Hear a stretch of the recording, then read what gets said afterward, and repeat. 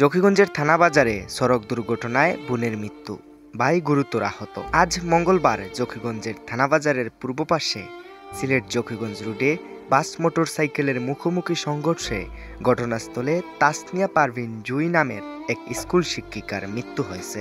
একটা বাস, একটা মোটরসাইকেল আর দুই ভাই বোনের জীবন এক নিমিষেই পাল্টে গেল। একটি বাসা আজ নিঃস্ব, একটি ভাই আজ বোন হারিয়ে অচেতন। জকিগঞ্জ আজ স্তব্ধ। তাসনিয়া পারভিন জুই মাত্র ২৮ বছর বয়সে চলে গেলেন না ফেরার দেশে। স্থানীয় একটি প্রাইভেট স্কুলের শিক্ষিকা ছিলেন তিনি। ভবিষ্যৎ প্রজন্ম গড়ার স্বপ্ন নিয়ে চলেছিলেন বাড়ির পথে। সেই পথই যেন হয়ে উঠল মৃত্যুর সিঁড়ি। একটা বাস, একটা মোটরসাইকেল, একটা মর্মান্তিক সড়ক দুর্ঘটনা কেড়ে নিল তাসনিয়া পারভিনের জীবন। জকিগঞ্জে প্রতিনিয়তই এমন দুর্ঘটনা ঘটে, কিন্তু এক একটা মৃত্যু মানেই এক একটা স্বপ্নের সমাপ্তি। তাসনিয়া পারভিনের গল্প যেন আরেকটা সতর্কবার্তা। সড়কের সতর্ক হন, জীবন অনেক দামি। Khairul Islam, news desk, Z TV news.